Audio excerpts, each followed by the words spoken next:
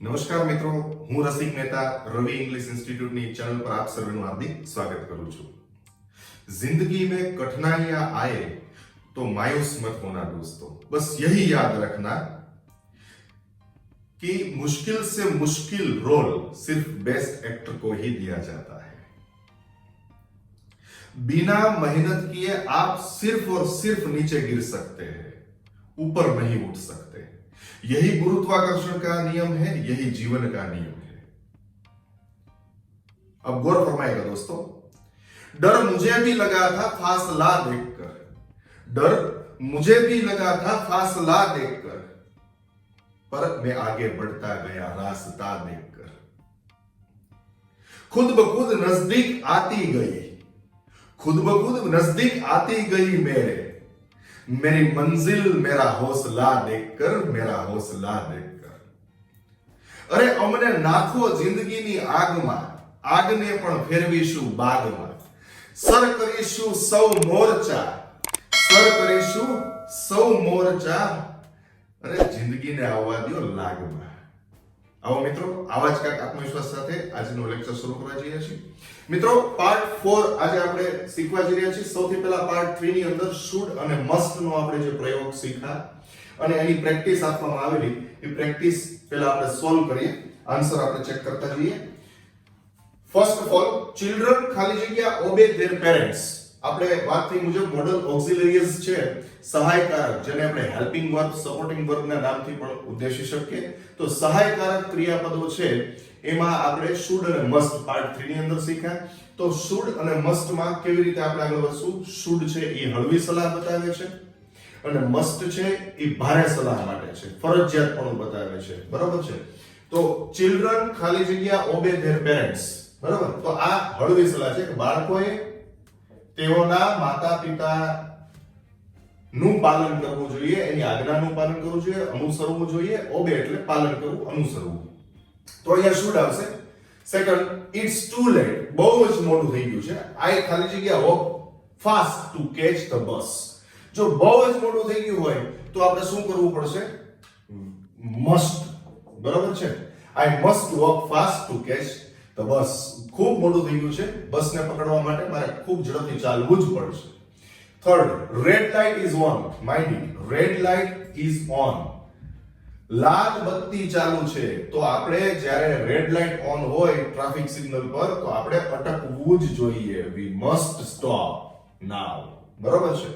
Fourth, people ખાલી જગ્યા not waste water, લોકોએ, આપણે હળવી સલાહ દેતા હોઈએ છીએ, પબ્લિકલી વાત કરતા હોઈએ જ્યારે, તો લોકોએ, people should not waste water, લોકોએ પાણી વેડફવું ન જોઈએ।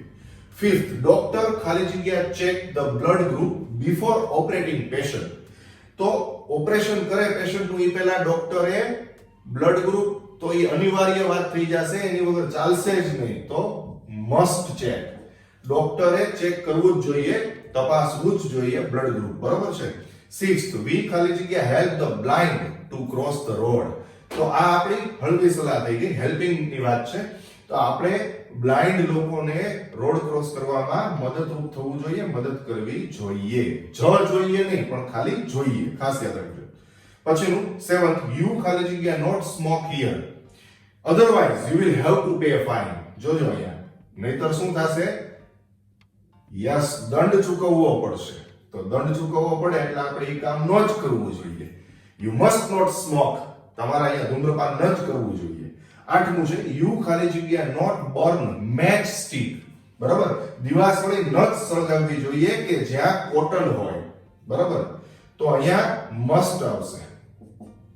ત્યારબાદ નાઇન્થ, ઓલ સ્ટુડન્ટ્સ ખાલી જગ્યા ડુ હોમવર્ક રેગ્યુલરલી, દરેક વિદ્યાર્થીએ નિયમિત હોમવર્ક કરવું જોઈએ, કરવું જ જોઈએ એ વાત નથી પણ કરવું જોઈએ, હળવી સલાહ છે।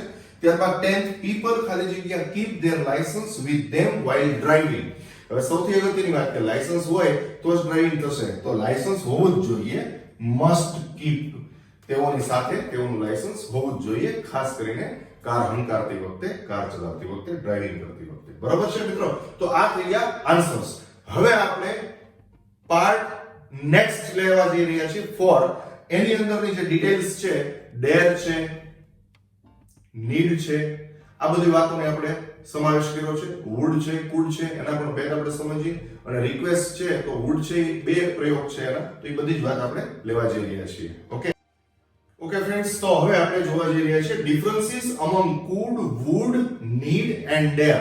આ ચાર પોઈન્ટ આપણે આજે શીખવાના છીએ.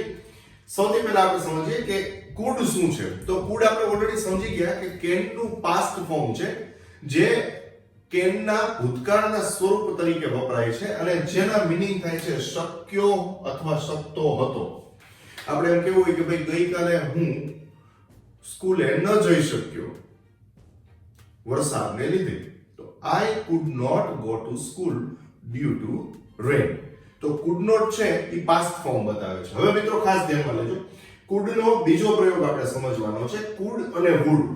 જ્યારે તમારે કોઈ વિનંતી કરવી છે તો આપણે ઇમ્પેરેટિવ સેન્ટેન્સમાં શીખ્યા કે પ્લીઝ થી તમે કોઈ રિક્વેસ્ટ કરી શકો છો, વિનંતી કરી શકો છો. આપણે કોઈને વિનંતી કરીએ કે મહેરબાની કરી બેસો, તો પ્લીઝ સીટ હિયર, બરાબર? તો એ એક સાદી વિનંતી થઈ, પણ એમાં આપણે એકદમ વિવેકી ભાષાનો પ્રયોગ કરવો છે, નમ્રતા બતાવવી છે, તો એમાં would you અથવા could you નો પ્રયોગ થતો હોય છે. આ ખાસ યાદ રાખજો મિત્રો કે could નો આ બીજો પ્રયોગ છે. હવે would નો આ પ્રથમ પ્રયોગ થયો, એટલે would ના પણ બે પ્રયોગ છે. સ્ટેપ બાય સ્ટેપ એક એક વસ્તુ આપણે લેતા જઈએ, બરાબર? તો અહીંયા તમે could you please એમ કરીને કહી શકશો. આપણે કોઈને કેવું છે કે મહેરબાની કરી થોડી વાર રાહ જોશો, તો તમે અહીંયા would કે could નો પ્રયોગ કરી શકો છો. could you please wait for some time? Okay, તો આ બની ગઈ તમારી નમ્ર વિનંતી. could you please wait for some time? મહેરબાની કરી થોડી રાહ જોશો. could you please do me a favor? મહેરબાની કરી મારું એક કામ કરશો. તો આ જે વાત થઈ એ નમ્ર વિનંતીની વાત થઈ. હવે આગળ could you કે would you કાઢી લો ને ખાલી please મૂકી દો, તો પાછળનો કટકો છે એ પણ રિક્વેસ્ટ જ છે, પણ એ બેઝિક રિક્વેસ્ટની વાત થઈ. આપણે નોર્મલ લાઈફની અંદર આ વાત કરતા હોઈએ, પણ જ્યારે પત્ર વ્યવહારની વાત આવે, કોરસ્પોન્ડન્સ કરીએ, ઈમેલ કોઈને કરીએ, ત્યારે આપણે સિનિયર સાથે વાત કરતા હોય, અતિ વિવેકી ભાષાનો પ્રયોગ કરતા હોઈએ છીએ, તો ત્યારે તમે could you please કે would you please નો પ્રયોગ કરી શકો છો. હવે અહીંયા would છે એને could નમ્ર વિનંતીમાં સરખા છે એવા આપણે બાબતની વાત કરી, એ સમજ્યા. ત્યારબાદ થર્ડ જે હું ઉપયોગ શીખવા જઈ રહ્યો છું એ would નો એક પર્ટિક્યુલર ઉપયોગ છે. would નો એક એક્સ્ટ્રા બીજો ઉપયોગ આપણે શીખવા જઈ રહ્યા છીએ, જે ફ્યુચર ઇન્ડિકેટ કરે છે, ભવિષ્ય દર્શન કરે છે, ભવિષ્ય દર્શાવે છે.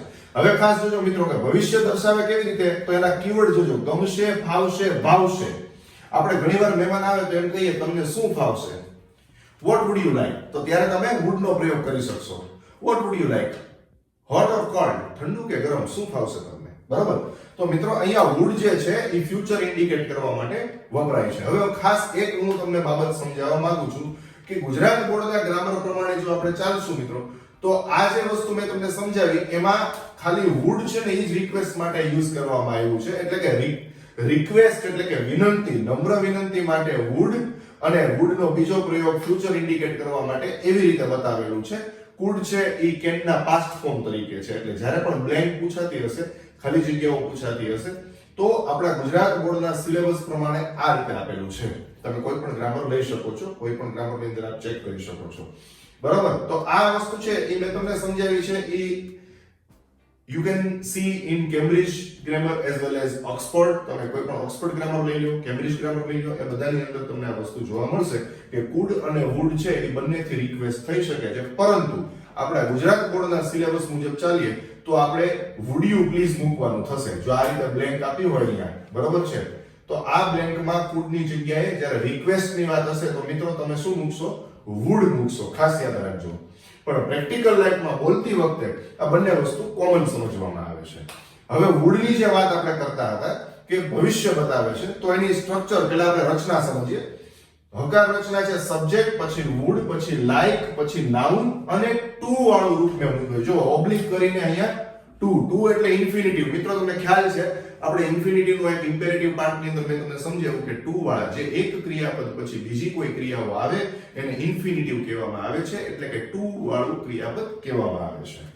હવે એની હકાર રચના છે એ પ્રમાણે ચાલીએ તો પહેલું એક્ઝામ્પલ મેં મૂક્યું છે, ધ્યાનમાં લેશું. મને ચા ફાવશે.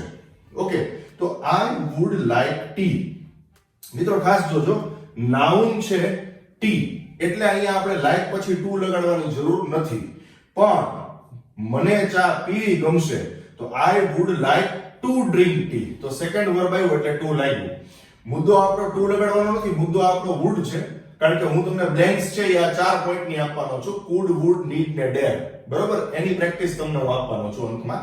તો ફરી વખત સમજીએ આપણે કે કેન નું ભૂતકાળ કુડ છે, એટલે કે આપણે એવું શીખ્યા કે આગળ જો વોઝ વેર વાળું વાક્ય હોય, જસ્ટ લાઈક એમ હોય કે I was busy so I could not go to attend the meeting. હું મીટિંગ અટેન્ડ કરવા ન જઈ શક્યો, અથવા I could not attend the meeting. પણ એ જગ્યાએ આઈ એમ બિઝી હોય, પ્રેઝન્ટ વાક્ય હોય, તો કેન છે તો એની સામે આપણે કેન નો પ્રયોગ આવશે. I am busy, I can not attend the meeting. પણ આઈ વોઝ બિઝી તો આઈ કુડ નોટ, એટલે તમારે બ્લેન્કમાં કુડ મૂકવાનું છે. હવે જો રિક્વેસ્ટ ની વાત આવે તો તમારે અહીંયા કુડ ની જગ્યાએ વુડ મૂકવાનું છે. પ્રેક્ટિકલી બોલવામાં બંને કોમન છે, food you please, would you please ચાલશે. પણ જ્યારે બ્લેન્ક આવે તો પછી તમારે ગુજરાત બોર્ડના સિલેબસ મુજબ તમારે વુડ મૂકવાનું થશે. ત્યારબાદ આગળ વધીએ તો વુડ નો બીજો પ્રયોગ આવ્યો, લાઇકિંગ બતાવવાની વાત આવે, ગમો અણગમો બતાવવાની વાત આવે તો પણ તમે વુડ મૂકજો બ્લેન્ક ની અંદર. બરોબર છે કે મને ચા પીવી ગમશે, I would like to drink tea. Negative છે સબ્જેક્ટ પછી વુડ નોટ. વુડ નોટ નું મિત્રો અહીંયા ટૂંકું રૂપ પણ મેં બતાવેલું છે, કોન્ટ્રેક્શન. વુડન્ટ કહી શકો છો, શોર્ટ ફોર્મ વુડન્ટ, પછી લાઈક, નાઉન અને ટુ વાળું ક્રિયાપદ. બરોબર છે, તો આ એનું સ્ટ્રક્ચર છે. પછી આના પ્રશ્નો પણ બની શકે. અહીંયા બીજું કંઈ જ નથી કરવાનું ફ્રેન્ડ્સ, આ વુડ ખાલી આગળ લઈ લો, સબ્જેક્ટ અને વુડ નું સ્થાન ખાલી ચેન્જ કરી નાખો એટલે તમારો હકાર પ્રશ્ન બની જશે. વુડ તમે આગળ લઈ લો છો અને સબ્જેક્ટ પાછળ, એટલે કે કરતા પાછળ જવા દો છો. નેગેટિવમાં ખાલી તમે વુડન્ટ આગળ લઈ લો અને સબ્જેક્ટ પાછળ જવા દો. બરોબર છે, તો આના નકાર પ્રશ્નો, હકાર પ્રશ્નો પણ થતા હોય છે. અચ્છા, હવે આપણે જે શીખવા જઈ રહ્યા છીએ નીડની વાત, આવો જોઈએ. ઓકે ફ્રેન્ડ્સ, તો હવે સમજીએ આપણે નીડ. નીડ છે એ નેસેસિટી બતાવે છે, જરૂરિયાત બતાવે છે, જેનું ગુજરાતી થાય છે જરૂર હોવી. બરોબર છે, હવે એનું સ્ટ્રક્ચર સમજીએ તો બધા મોડલ ઓક્સિલરીઝ ની જેમ સેમ એનું સ્ટ્રક્ચર પણ એવું જ છે. સબ્જેક્ટ હકાર બનાવવા માટે, બરોબર છે, કરતા મૂકશું, ત્યારબાદ નીડ અને પછી વર્બ. નકાર બનાવવા માટે મિત્રો સબ્જેક્ટ, નીડ નોટ અને વર્બ. ત્યારબાદ હકાર પ્રશ્નમાં નીડ આગળ લઈ લેશું, સબ્જેક્ટ અને વર્બ. ત્યારબાદ નકાર પ્રશ્નમાં નીડ, સબ્જેક્ટ, નોટ અને વર્બ. જો તમે શોર્ટ ફોર્મ યુઝ કરો છો, કોન્ટ્રેક્શન આગળ લઈ લ્યો છો, નીડન્ટ વાપરો છો, તો પછી આપણે નીડન્ટ પછી ડાયરેક્ટલી સબ્જેક્ટ મૂકી શકીએ છીએ. બરાબર, કારણ કે નીડન્ટમાં નોટ સમાયેલું છે એટલે એક્સ્ટ્રા નોટ મૂકવાની જરૂર નથી હોતી. હવે સમજો ખાસ કે નીડ જે છે એ જરૂરિયાત દર્શાવે છે, જ્યારે શુડ છે એ સલાહનો સંદર્ભ દર્શાવે છે. તો હવે નૈતિક ફરજ કે સલાહ શુડમાં છે એનું એક સરસ મજાનું સતત ઉદાહરણ સમજીએ કે નોર્મલી આપણે સપોઝ વોકિંગ કરવા જતા હોઈએ, ગાર્ડનમાં કોઈ આંખની ઓળખાણ હોય, રોજબરોજ ઘણા બધા લોકો ગાર્ડનમાં આવતા હોય એક્સરસાઇઝ કરવા માટે, રનિંગ, વોકિંગ કરવા માટે. તો આપણે રોજે રોજ મળતા હોય એટલે થોડી ઘણી ઓળખાણ હોય. હવે કોઈને કઈ તકલીફ થાય એટલે સ્વાભાવિક છે કે આપણે સહજ રીતે પૂછીએ, કેમ તમે આજે આવી રીતે ચાલો છો, શું કઈ વાગી ગયું તમને? તો ત્યારે તમે જે એને એક પ્રકારની જરૂરિયાત સંદર્ભ સમજાવો છો, તો એને જ્યારે આપણે કોઈ એક થોડુંક ડીપમાં સમજીએ એટલે તમને આઈડિયા આવી જશે કે નીડ અને શુડમાં શું ડિફરન્સ છે. હવે જેની સાથે આપણે સંબંધિત દ્રષ્ટિએ કોઈ જાતની લગાવ નથી, કોઈ જાતનો એની સાથે લગાવ નથી, પણ એક સહજ રીતે એક નાગરિકની જે કોમન વસ્તુ છે, સિટીઝનશીપ આપણી, કે જે એક નાગરિક આપણી સામે બીજું એક નાગરિક ઊભું છે, તો એક માનવતાની દ્રષ્ટિએ આપણે એને એમ કહેતા હોય છે કે ભાઈ તમારે ડોક્ટરને મળવાની જરૂર છે, ડોક્ટરની તમારે કન્સલ્ટ કરવાની જરૂર છે. આવી રીતે વાગી ગયું છે તમને. પણ જ્યારે આપણે બે મિત્રો વાત કરીએ છીએ, જ્યારે સલાહનો સંદર્ભ છે, ત્યારે આપણે વધારે ભાર દઈએ છીએ કે તારે ડોક્ટરને બતાવવું જોઈએ, આમ ન ચાલે, માથું ન માર, તો ડોક્ટરને બતાવવું જોઈએ. મિત્રો આ વસ્તુ ખાસ મુદ્દો સમજો કે નીડ છે ને એમાં આપણે માત્ર ને માત્ર જરૂરિયાત સંદર્ભ બતાવીએ છીએ, એક કોમન સજેશન છે એવું કહી શકો તમે. એમાં કોઈ લાગણીનો ભાવ નથી. તું બતાવતો હોય કેટલા ટકા ને ભાઈ ન બતાવતો મારા કેટલા ટકા, આ તો રોજ ગાર્ડનમાં ભેગા થાય છે એટલે મેં તને કીધું ડોક્ટરને કન્સલ્ટ કરવાની જરૂર છે. પણ જ્યારે આપણે સંબંધ ખૂબ ગાઢ હોય કોઈ સાથે, ત્યારે આપણે એમ કહેતા હોઈએ કે તમારે ડોક્ટરને કન્સલ્ટ કરવું જોઈએ, આવી રીતે ન ચાલે, માથું ન મારો, તો you should meet doctor, you should C doctor, you should consult doctor. બરાબર છે. તો આ જે નીડ અને શુડ વચ્ચેનો ભેદ છે. ચાલો આગળ વધીએ. Okay friends, so we are talking about now dare. હવે આપણે ડેર વિશે વાત કરવા જઈ રહ્યા છીએ કે ડેર એટલે શું થાય. જોજો, ડેર છે મિત્રો, એનું ગુજરાતી છે હિંમત હોવી, ત્રેવડ હોવી, તાકાત હોવી. દમ એટલે અસ્થમાની બીમારીની વાત નથી કરતો. તો ડેર નું સ્ટ્રક્ચર પહેલા જોઈએ. હકાર, સબ્જેક્ટ, ડેર અને વર્બ. મોસ્ટ ઓફ મેં તમને વાત કરી મુજબ કે કોઈ પણ મોડલ ઓક્સિલરીઝ હશે તો એના સ્ટ્રક્ચર્સ બધાના સિમિલર જ છે મિત્રો. નકારમાં સબ્જેક્ટ, પછી ડેર નોટ અને વર્બ. ત્યારબાદ હકાર પ્રશ્નમાં ડેર આગળ લઈ લઈએ છીએ, સબ્જેક્ટ અને વર્બ, પ્રશ્નાર્થ ચિહ્ન. નકારમાં ડેર, સબ્જેક્ટ, નોટ અને વર્બ અને પ્રશ્નાર્થ ચિહ્ન. હવે આપણે સંદર્ભ સમજીએ કે મારામાં ત્યાં એકલા જવાની હિંમત છે. મારામાં એટલે આઈ થી શરૂ થશે. આઈ ડેર ગો અલોંગ ધેમ. બરાબર. હવે તમે ઘણી વખત હું તમને એક એક્ઝામ્પલ આપવા જઈ રહ્યો છું જે આપણે સિરિયલ્સ અને મૂવીઝ ની અંદર સાંભળતા હોય છીએ. તારી હિંમત કેમ થઈ. બરાબર. શું આપણે બોલતા હોય છે? How dare you. ક્લિયર થાય છે? બસ, તો ડેર એટલે હિંમત હોવી. હવે મિત્રો હું તમને પ્રેક્ટિસ આપવાનો છું. વુડ, કુડ, ડેર અને નીડ, આ 4 પોઈન્ટની આપણે પ્રેક્ટિસ લેવા જઈ રહ્યા છીએ. અને બધામાં કંઈક ને કંઈક એવી સચોટ મેં હિન્ટ મૂકી હશે કે તમને આઈડિયા આવી જાય. એટલે તમારે વિચારવાનું છે, એ ક્લુ શું છે એ જોવાનું છે, ગોતવાનું છે અને સરસ રીતે બ્લેન્ક પૂરવાની છે. બરાબર. So you have to give me a promise that you will definitely solve the practice. ચાલો પ્રેક્ટિસ લઈએ. So friends, let's get the practice. Fill in the blanks using could, would, need and dare. Okay, could, would, need અને dare આ 4 grammatical points છે, helping verb છે, supporting verb છે, એટલે કે 4 સહાયકારક ક્રિયાપદોનો પ્રયોગ કરી અને આ 10 બ્લેન્ક્સ તમારે ઘરે સોલ્વ કરવાની છે. ફર્સ્ટ, he ખાલી જગ્યા speak truth because he is not afraid of anybody. Second, ખાલી જગ્યા you please slow down the fan question mark. Third, Dhara was sick full stop so she ખાલી જગ્યા not attend the party. Fourth, entry pass is not compulsory full stop so you ખાલી જગ્યા not carry it. Fifth, he ખાલી જગ્યા not take such a risky step because he is coward. Sixth, you ખાલી જગ્યા improve writing if you want to get more marks in final examination. Seventh, since the puzzle was very difficult, Rohit ખાલી જગ્યા not solve it. Eighth, how ખાલી જગ્યા you insult my nation question mark. Ninth, ખાલી જગ્યા you please guide me question mark. 10th, it's too hot today full stop I ખાલી જગ્યા not go there barefooted. Okay friends, તો practice કરતા રહેજો. અને ખાસ રવિ ઇંગ્લિશ ઇન્સ્ટિટ્યૂટના તારલાઓના વિડિયો છે એ તમારે જોવા હોય તો તમે સ્ક્રોલ કરશો અને નીચે જશો એટલે ઘણા બધા લાઈવ ઇન્ટરવ્યુ સેશન પણ મૂકેલા છે. એમાં જે આપણે પ્રેઝન્ટેશનની ટ્રેનિંગ આપીએ છીએ આપણા ઇન્સ્ટિટ્યૂટની અંદર એના રિગાર્ડિંગ પણ ઘણા વિડિયો છે, ઘણી સ્પીચીસ આપેલી છે. સાવ નાના બાળકો છે, 4થા 5મા ધોરણથી લઈ અને કોલેજ લેવલના અને બિઝનેસમેન છે, બિઝનેસ વુમન છે, જે લોકો પણ અહીંયા જોઈન થઈ ચૂક્યા છે અત્યાર સુધીની અંદર, એના બધા જ વિડીયો છે. તો એ પણ તમે લાભ ઉઠાવી શકો છો. આપણી ચેનલની અંદર નીચે જશો, બોટમમાં સ્ક્રોલ કરતા જશો એમ તમને એ વિડીયો બધા મળશે.